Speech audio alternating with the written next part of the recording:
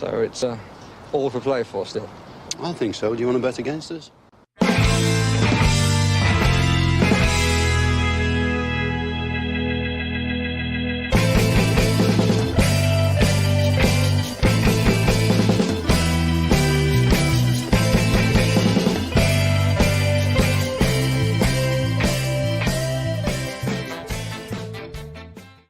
Hello, Paddy. I completely forgot all about my production duty there because I was just eating the nicest sandwich I think I've ever made myself.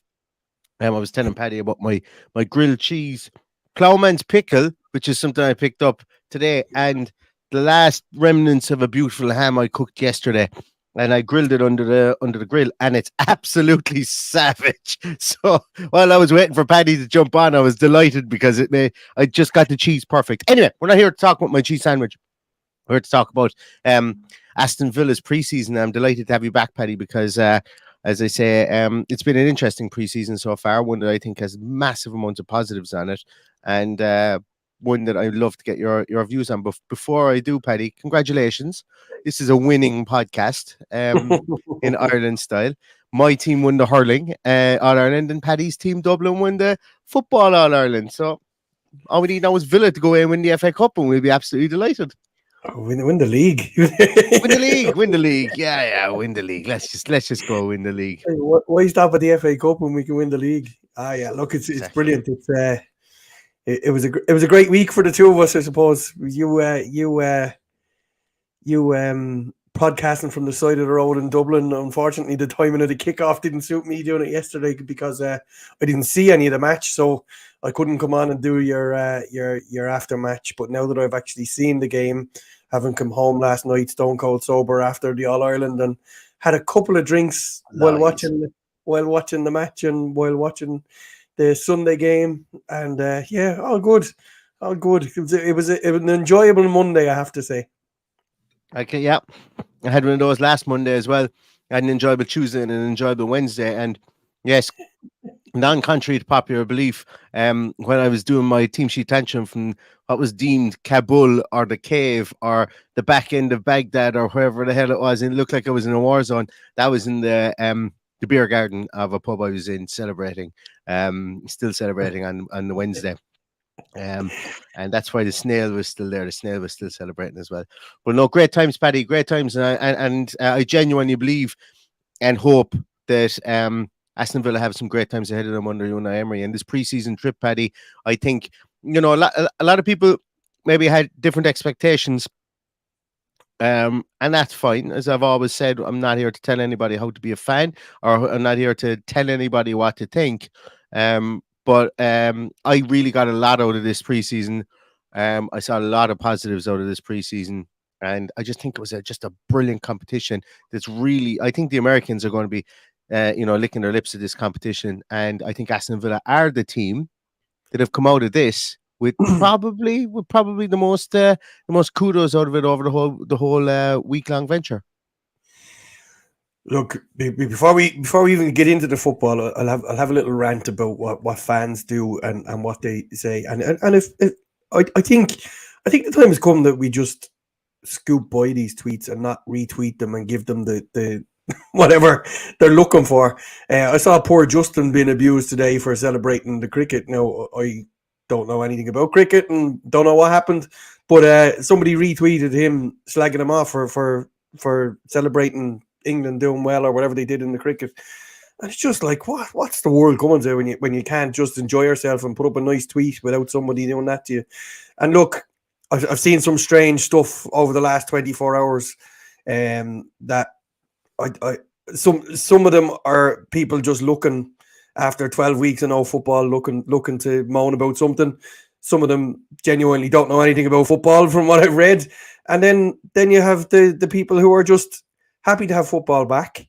And I think in my heart and soul that this has already been the best preseason I can remember, given what we have achieved in the last week of getting all those players through 3 games, mixing it up a bit, which, in preseason is never great with all the subs and everything, because it disjoints everything. It costs you to ship goals. It loses the shape. You saw You saw Thomas Frank yesterday trying to change the shape in a water break, and they go out and concede 3 goals, bang, bang, bang. It's just a strange time, but the ultimate goal here is that in 2 weeks' time we line up against Newcastle and we are fully up to speed, fully fit, and everybody knows their role within the team, and we're getting there. And he's tried a few new things. We've enjoyed watching what he's tried to do with the fullbacks, what to do with Pau Torres, and what an amazing way to start the season. Wondering what's his best choice defense and what's his best choice at centre half, and to have the strength and depth that we have now. I do know we're a couple short. I do believe we're a couple short, but there's a few people put their hands up in this preseason.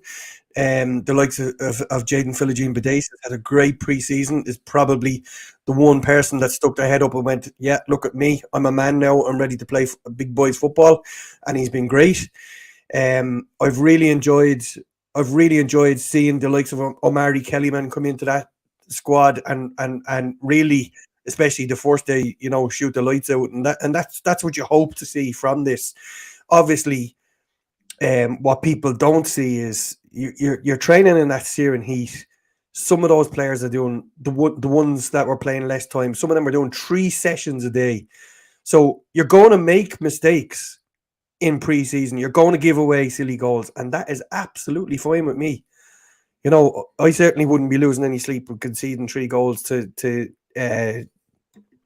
Brentford and getting a 3-3 draw in a match that doesn't really matter. Obviously, it would have been nice to be bringing that trophy home, but would it really mean anything? Would we remember it? Would we flag it off like we do with all the previous ones that we won? And most people just forget about it, after them lifting it up, and there's nearly a sense of embarrassment. I watched Chelsea lifting it with a sense of embarrassment around it because it's won.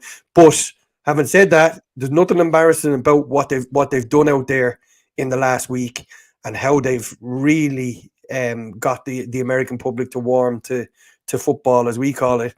And I'm looking forward to this being a regular occurrence, because I think it's really good for the game.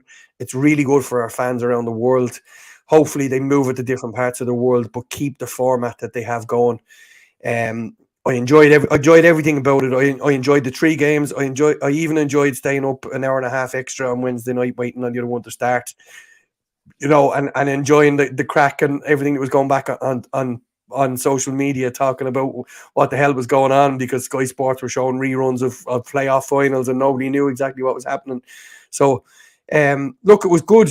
It's a good week. I think Unai Emery was on that flight home last night, happy with the week that he's put down, and I think the intensity that those 3 games have brought will stand to this team going forward.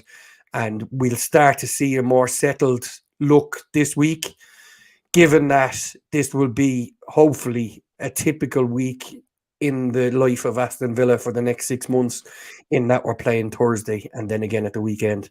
So 2 quick games in 48 hours and a travel to Valencia in between. It is Valencia, isn't it? Or the Villarreal? Valencia. See, you nearly got to the end without that. You nearly finished your sandwich without me asking you a question.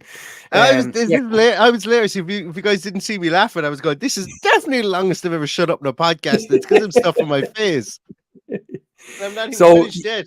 Yeah, so they've got to line up with a strong team against Lazio and put in a good performance. This is all ramping up towards this week, and for me, to get the bulk of the business done, to have everybody back and firing on all cylinders and ready for this week ahead is important. They're all back in training again tomorrow, and they'll be getting ready for Thursday, and I can't wait for it. I just think it's brilliant. We nearly brought it in on time, Paddy. I agree. Absolutely. I think, and people know my thoughts on this summer series. I think it's been fascinating. I think it's been great for Aston Villa. I watched some of the coverage on oh gosh, I can't remember what it was. I didn't watch it in Sky. I watched it. It was either Peacock or NBC. I can't remember which one, but I think both were showing them. And all the pundits before the Villa game or after the Villa game were asked. It was before the Chelsea game, after the Villa game were asked which team has really come here and kind of grabbed it and really grabbed the people's attention, and they all said Villa. They all said that it was a case whereby, Villa came, they played with great freedom. They had it helps when you've got an Argentinian winning, you World Cup winning goalkeeper, specifically, I suppose, when you're in Orlando and you've got a heavy Spanish speaking population. There was a lot of Argentinians there in Argentinian jerseys. Exactly. Obviously, I Yeah. suppose as well after coming up from Inter Miami, Miami, not a million miles away from Orlando, coming up there after seeing Lionel Messi as well. That's one of the reasons why Miami have signed Lionel Messi, is because those shirts will go like wildfire in the state, and really raise the profile of football. But having Emi Martinez there also raised the profile of football. But it wasn't just because we have a World Cup winner in our squad.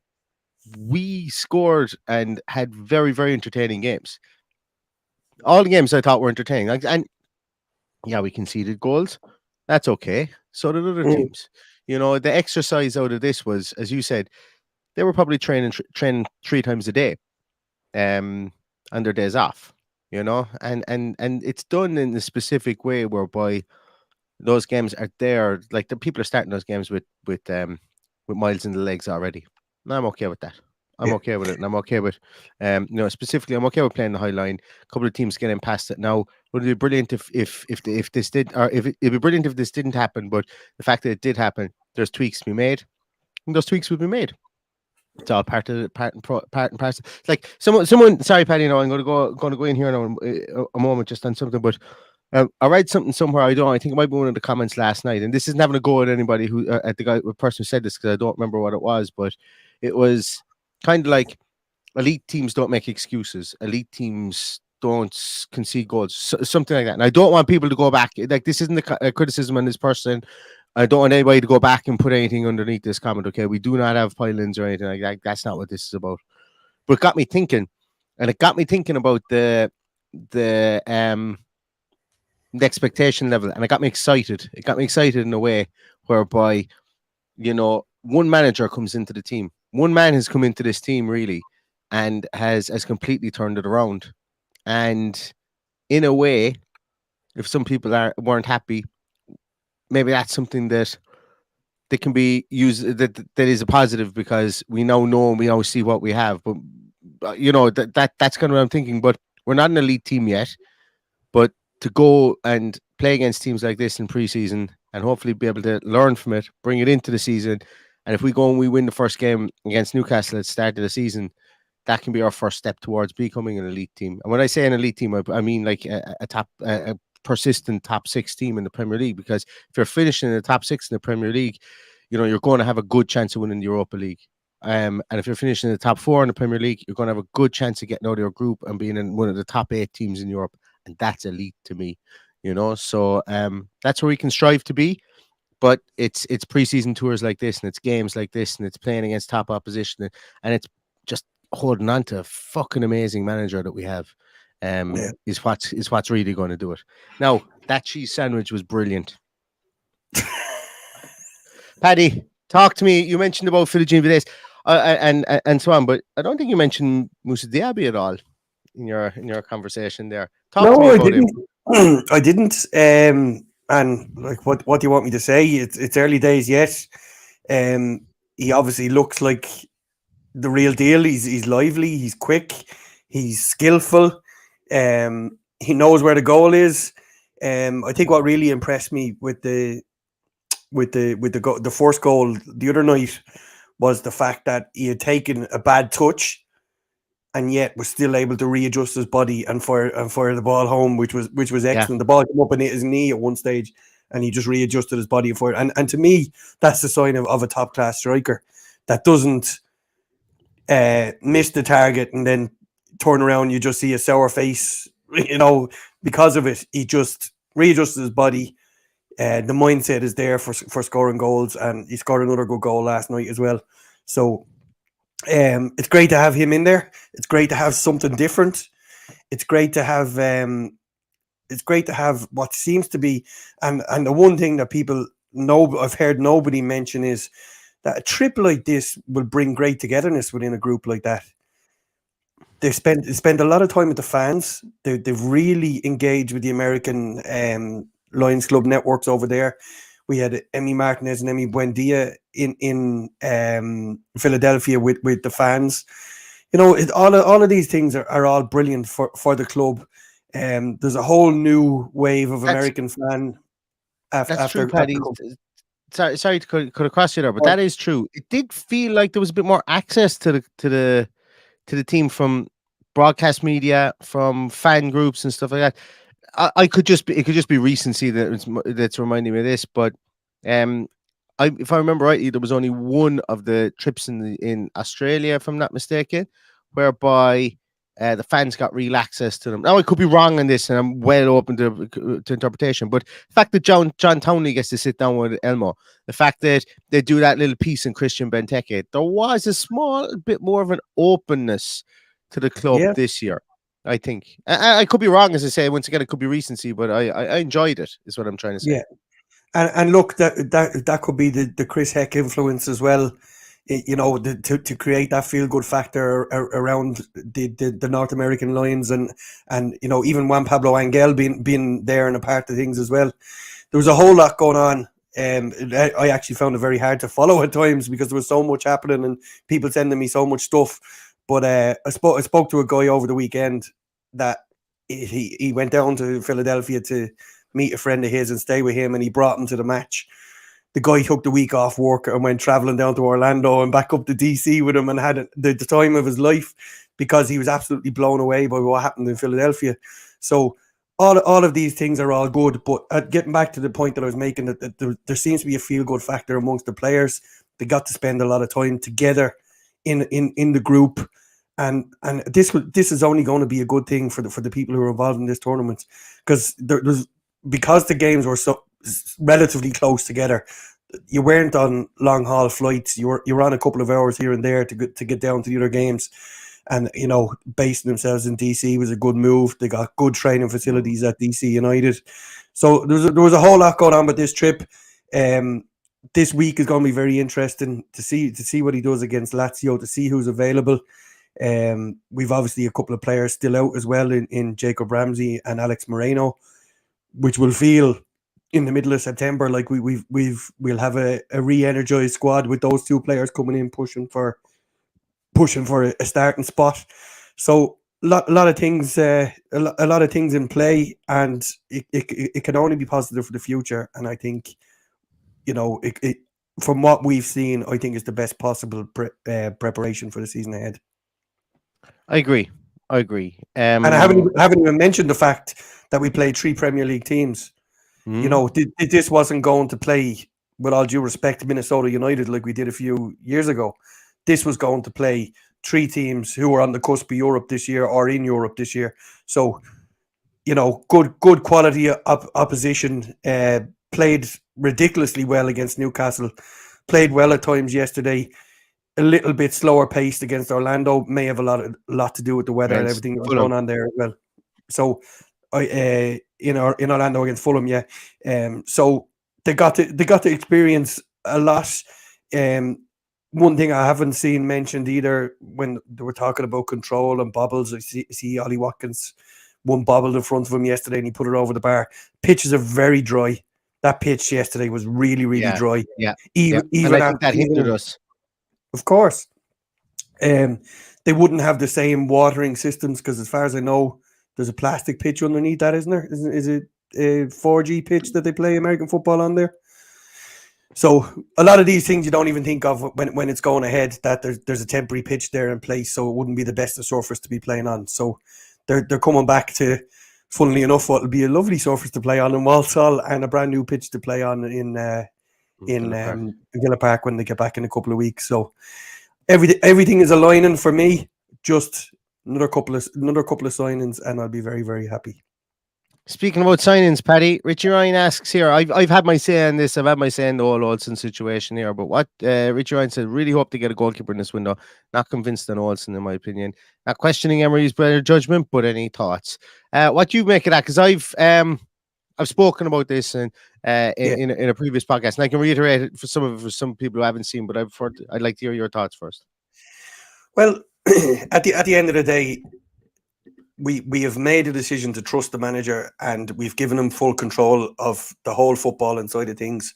So us as fans, while we all can't say, yeah, I'm totally convinced that Robin Olsen will be adequate backup for Emi Martinez. At the end of the day, if the manager decides that on the 31st of August that nobody has come in and bought Robin Olsen, or no one was looking for him, or we haven't brought in another goalkeeper, if he decides he's the backup keeper, we probably need to change our attitude at that stage and get behind him, because it will feed into his psyche, I'm sure, for the season ahead. So if we as fans can get behind him and encourage him, I think that would be the best way of looking at it.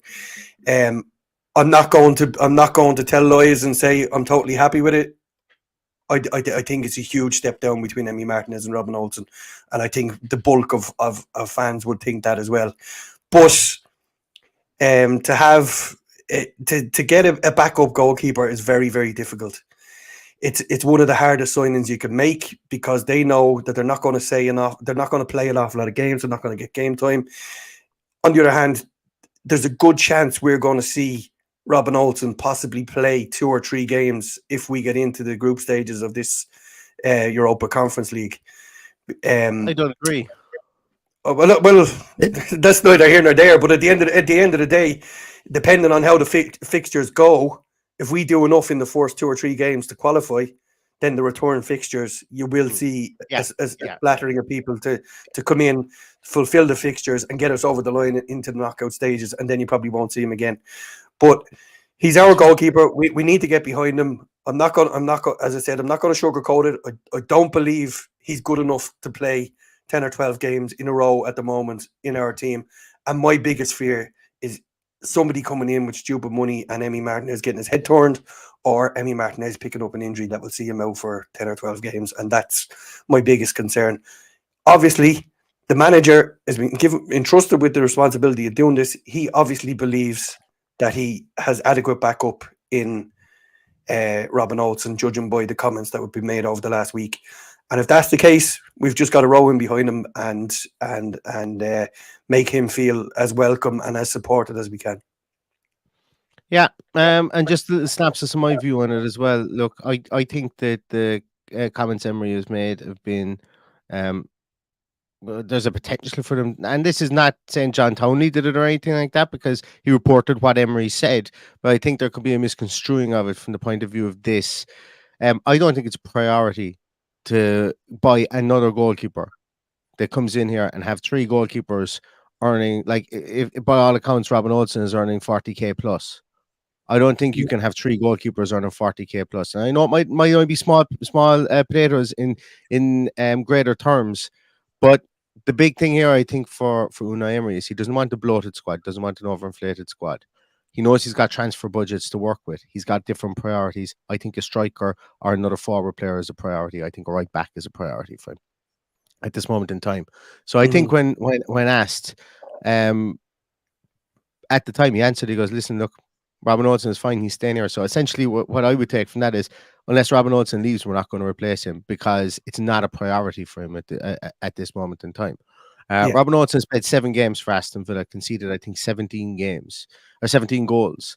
And that, but we've spoken about how Unai Emery has made players better, outfield players better. We haven't really given a chance for it to be seen if Robin Olsen can play better. I don't know whether he can. Don't get me wrong here. I'm not trying to, put lipstick on a pig here, like.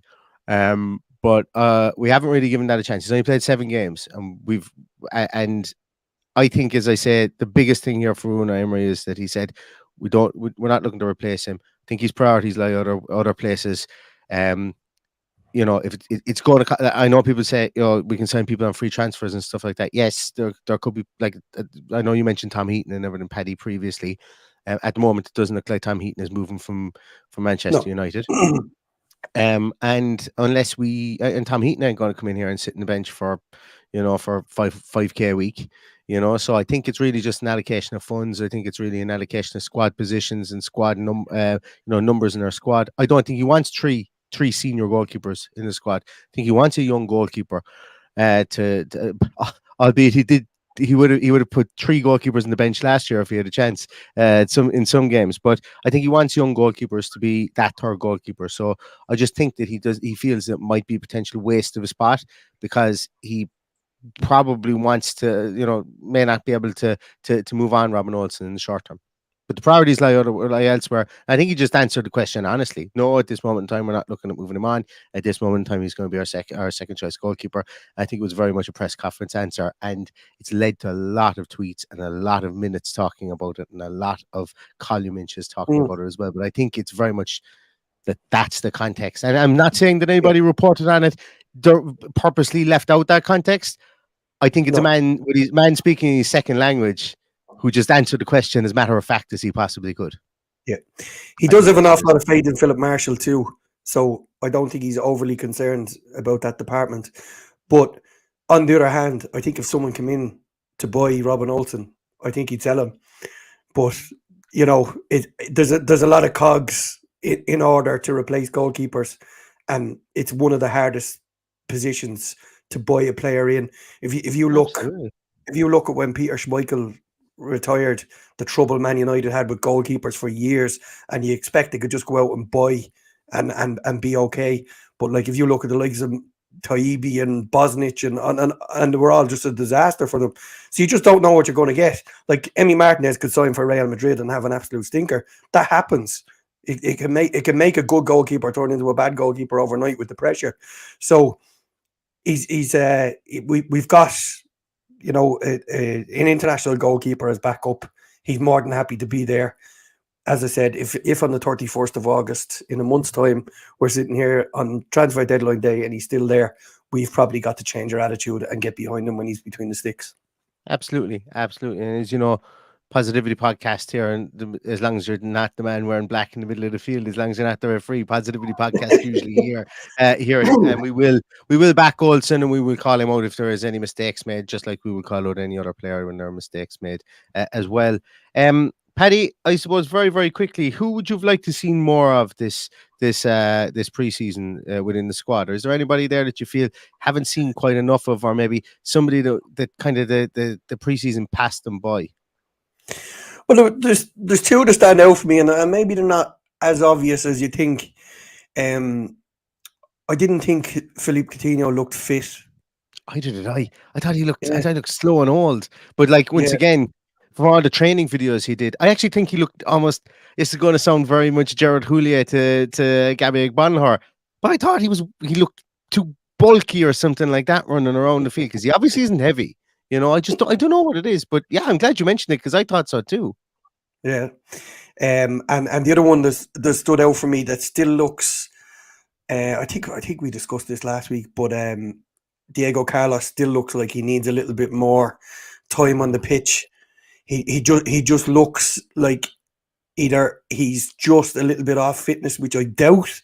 I'm just giving him the benefit of the doubt, and then the other side of it could be that he's still protecting himself against that injury and watching every move that he makes. And because of that, having played with injuries myself in the past, I know that you lose a split second like that when you're concerned about an injury, that you're thinking, should I turn that way? Should I not turn that way? Should I make that challenge? Should I not make that challenge? So he's probably not completely back to trusting that Achilles is completely up to speed. Maybe so. Yeah. I also think there's a big piece whereby, you can be in and around these players, but until you actually start kicking football at them as well, and what I mean by that is if we're passing out from the back, you do need to have that simpatico, and Tyrone Mings has it, Ezri Konsa has it, like we saw Pau Torres being moved out to the left hand side. He doesn't have that simpatico to be able to pass out from the back just yet as well. But Diego Carlos was very firmly centered in the middle of the park. And I think the nervousness that he had was when the ball was at his feet, because he was still trying to figure out where Douglas Luiz makes his run, where Boubacar Kamara makes his run, and so on. One thing I did like from Diego Carlos, what game was it? Could have been the Fulham game, where somebody got in behind him and he busted a lung to get back, and he just bullied him out of the way with a straight arm. Got the arm across him, bullied him out of the way, turned him, knocked him on the ground, and then just took the ball away from him and moved on. And I went, that's the kind of enforcer that we expected him to be. But But I'm not like obviously not concerned about it or anything like that. I just think it's very much Yeah. preseason stuff, and you got to iron those things out. But There's a few people mentioning Bailey in the comments there, but I would consider that a little bit unfair considering he came in the middle of it all. somebody mentioned Archer. I'm gonna say Archer as well, and exactly the reasons I would have loved to have seen Archer start one of the games with the proper first team behind him, because we've got we're pinning a lot of hopes on Cameron Archer. I keep on saying this, and it sounds like, and I've had people DM me going, "Why are you so down on Archer?" I'm not. I think he's a fantastic striker. You'd want to have your eyes turned inside out, not to think that he's a very, very good talent. All you do is watch him for the England under 21s and watch any of the goals he scored in the championship. What I'm saying as well is almost exactly what I'm going to say about Diego Carlos. Cameron Archer with the full first team behind him, because we need to have a backup striker to Ollie Watkins. And this is what makes me think that we're going to sign another striker, and they're going to be not a spring chicken. They're going to be somebody who's a wily old fox that's been in there as well, that's been in around the trenches before. I just haven't. I've had that premonition before, no inside information or anything. But I'd love to have seen Cameron Archer there, because you can see his running is fantastic. He runs great lines like in Ollie Watkins. But when he's gotten on in games and when he's played in games, sometimes the game has been tired, and the passes have been tired, or the passes have been disjointed, or whatever, And I would love to see him I'd love to have seen him get some minutes starting, because it's easy. No matter what anyone says, coming up from the championship last year, it still will be a step up, because he was playing in a team from Middlesbrough who, albeit at the time he joined, weren't in a very favorable position, but they were expected to be high up. They had some good players, and they have somebody who's proven to be a really, really, really good manager. A step up to the Premier League is his natural step up for him now, and I'm really looking forward to seeing him do it. I would have loved to have seen him with something approaching a first 11 behind him. From the start of the game, that maybe had their game planning in there for him specifically for runs and so on. Because sometimes when it gets disjointed like that, like Austin McPhee and the guys can do there with their clipboards going, "I want you to make this run." But then all of a sudden, Brentford make 6 substitutions, and you're going, who's going to be running here now? Like it's literally impossible. It's impossible to have any pre-prescribed stuff when you're making 6 and 7 substitutions at a time in a half. So and it's not over yet. We may still see that happen in the next couple of games where Archer gets a start with those guys. He did well against Fulham. He did. I thought he did well against Fulham, and I wouldn't take anything away from him. But as I say, it's like, you've got your first 11 and Archer starting up top. We know what Ollie Watkins can do. And yes, Ollie Watkins needs to play himself into form. That's one of the negatives with Ollie Watkins. He does need to do that. But I think Archer, and I think we need to see what we have in Archer as well, because he's exciting and people want to be excited by him. And he looks like he's chomping at the bit to take his chance in the Premier League too as well, which is fantastic. Paddy, absolutely. We do something nice. Do something nice, Neil. Let's do something nice. Let's do something nice. So everybody, I'll say that. I'll put my teeth in and say it again. You will remember that we're running a competition to give away a Musa Diabet shirt. So let's pick the winner of that Musa Diabet shirt right now. Let me share out my screen. I have preloaded the tweet. Yes, I have preloaded the tweet here. The one thing about Twitter, it makes me look like I'm on porn sites here with all that stupid sign. If you're looking towards the top there, for Jesus' sake. Anyway, we have our tweet here. It's loaded up. What you do is there's one winner selected. You must follow Love McGrath Pod at Love McGrath Pod, and you must have retweeted this. So let's move forward. Oh no, where's it going? Do you want to share that? No, am I not sharing it? No. Sorry. Add this to stream. So add it to stream. Now I got to open it up here. So let me pull that out of there. So perfect. So basically we've got all the entries in here. There are 628 entries. Best of luck to everybody. I'm going to do going to continue here, and I'm going to pick a winner right now. So I'm going to begin the draw. Can you guys still see this? Yes? We can, yeah. Begin draw. So creating the draw. The draw's winner is Saudi Land, whoever that is Saudo. If you are a real person, which I hope very much so that you are, you are the winner of our Musa Diabet shirt. Get in contact with us. Looks like you've got John McGinn there in your profile. So get in contact with us. We'll send you a Musa Diabet jersey, either a home one or an away one. And I think they're on pre-order at the moment, but we will send you that. So thank you very much, everybody, for entering. And yeah, see, look, Saudi land. It just makes me feel like I may not be a real person, you know. But we'll see. We'll see if it is. If not, announce. Bardell. Okay, so Bardell, we're going to do that next because we do have another one. For those of you who did not win the Musa Diabet shirt, and if Mr. Saudi Land isn't a real person, we will redraw that based on who has entered it. So we also do have some other news. You guys may remember that we are doing a live podcast. Dan, I lied to you when I said I joined the gym 3 weeks ago. I joined the gym today because there's some serious timber needs to be shifted before I go up on stage here. I'll tell you that much. I'm not going on stage looking like Johnny Vegas.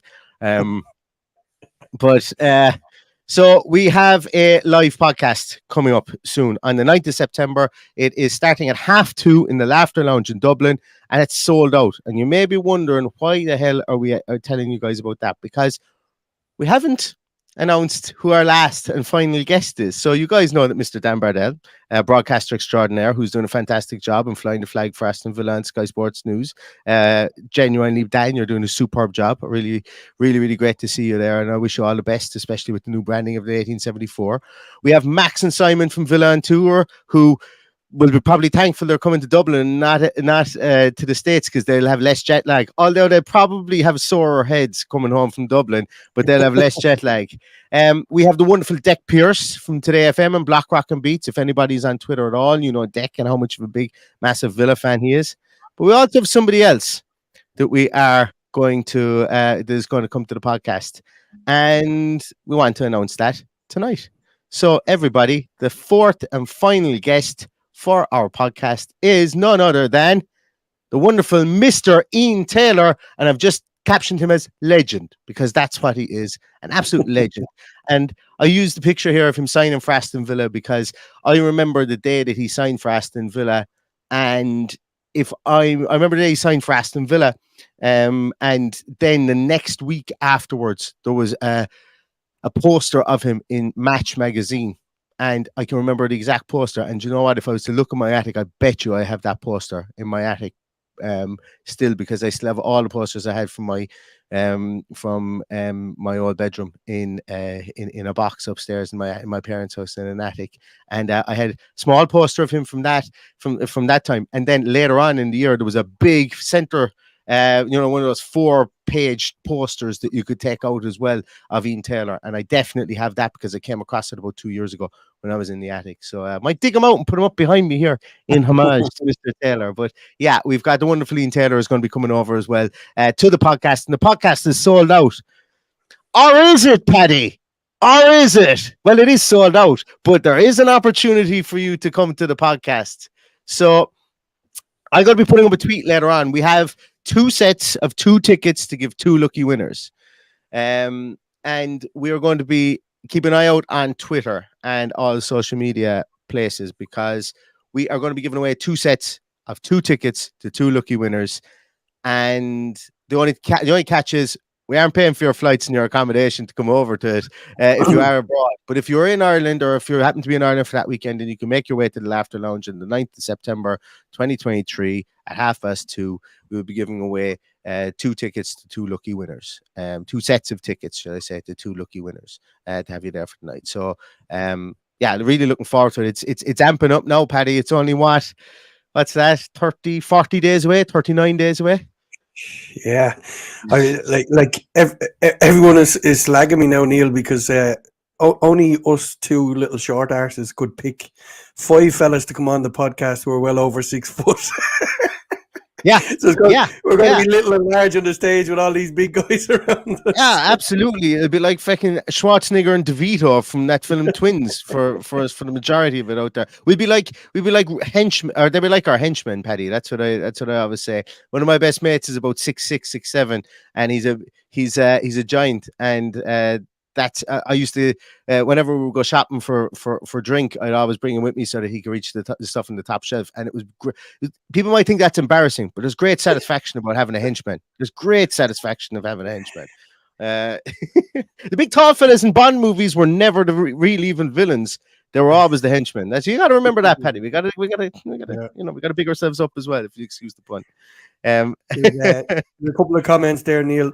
Poor James Carr was one of the ones that messaged today to say that he couldn't go after buying his ticket. So it's one of his tickets that you're going to get in this draw.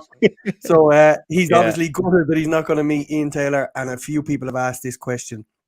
Yes. And the answer is yes, it will be filmed. We do have a professional, not just our laptops or our phones. We will do it properly, and everybody will get to experience it afterwards. Yeah, we've videographed. Although with that many guests, it probably will become 2 podcasts or even 3. Yeah. It's going to be a long day. Well, it's going to be about 2. I think we've the venue for 2.5 hours. Can't remember what it is, but we're going to make use of every second of it anyway, because I'm really looking forward to it. Now it's going to be a bit of crack.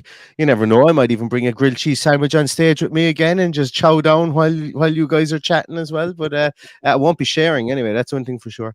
But no, looking forward to it. And Dan, thanks a million for everything you've done for us as well, and helping us out with the organizing and so on. And I'm looking forward to chatting with you as well on the night too. So thanks so much for that. But it's going to be great. I'm really looking forward to it, Paddy. I really am.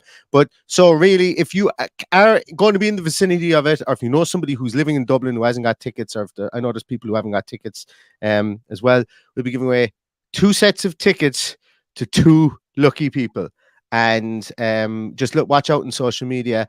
As I say, the big caveat is we ain't paying for your accommodation, we ain't paying for your travel. That's it. We're not the late show here. If anybody in Ireland knows what's going to come next, we're not the late show here. We don't have a barter account, unfortunately yet. So it's unfortunate you have to make your own way to the gig. We might stand you a pint though. If we're drunk enough, we might send you a pint. Yeah, as long as we're not in Temple Bar, that is. Exactly. Yeah. Oh, yeah. Because actually, yeah, for anybody who is coming from overseas, if you are coming to it, and I know there's quite a lot. I think at last count there was like 30 people coming, or 25 or 30 people coming from Birmingham. Don't get caught in the Venus flytrap that is Temple Bar after 7 o'clock, because the price of a pint goes up on the hour every hour. So don't get caught in the Venus flytrap. It is Temple Bar. Go there in the morning, and that's it. Dad says that Tails wants people to buy him drinks to give to Dan. Yeah, who am I to say that may not be true? Who am I to say that might not be true? But yeah, look. So keep an eye out on social media for that. Tweet will be going out tomorrow. And it'll be retweeted till Kingdom Come by us anyway. So we'll probably announce the winners this day next week. But if you know of anybody who hasn't got tickets, let them know to watch out for that tweet, and follow us on Twitter as well. Follow us here. Give us a subscription and follow here. We've had a ball of them, Paddy. We've had bunch of 500 people subscribe to the podcast in the last week. It's been bonkers. It's been absolutely bonkers. Yeah. So thank you so much to everybody for that. Really, really appreciate it. Right. I don't know, is there anything else left to talk about, Paddy? We've talked about everything. We've given away the shirt to Saudi land, which did anybody? I'm gonna have to go back and watch this podcast again, because I clicked out of the tweet generator thing there, so I don't even remember what his handle is. So at Saudi_land, I think is what it was. I'm gonna have to contact you on Twitter to see if you want the shirt. But if he doesn't, we will redraw it again. But thanks a million, everybody. Paddy, have you anything to finish on? No, not a thing. Great. Well, I had a most productive podcast here. We got to give away stuff, we got to announce stuff, and I got to eat my cheese sandwich. So I'm a happy boy here. Thanks so much, everybody, for watching and for listening. I really, really appreciate it. Hit the like button before you go. hit the like button before you go. Yeah. Smash the like button, Paddy, is what we're supposed to say. Smash on YouTube. But yeah. really appreciate it. Everything you do for the podcast. We'll be back again. There might be a dearth of podcasts. Is that the word? There might be a lack of podcasts from Wednesday to Sunday because I may have no internet where I'm going. I'm going away for a few days. I may not have no internet, but if I can get on the phone, we'll do something. And Paddy will drive the bus here from this side, so there could be more cave podcasts going on over the next few days. But it's going to be an exciting few days. And hopefully we see some incomings, and we probably will see some outgoings once we hit back in BHX. And it's just going to be one of those preseason weeks, I think, in Villa, and we should all be excited about it. Right, yo! Thanks so much, everybody. Have a great rest of your Monday evening, and until next time, everybody, stay safe, stay healthy, and all that's left to say is up the Villa. Up the Villa.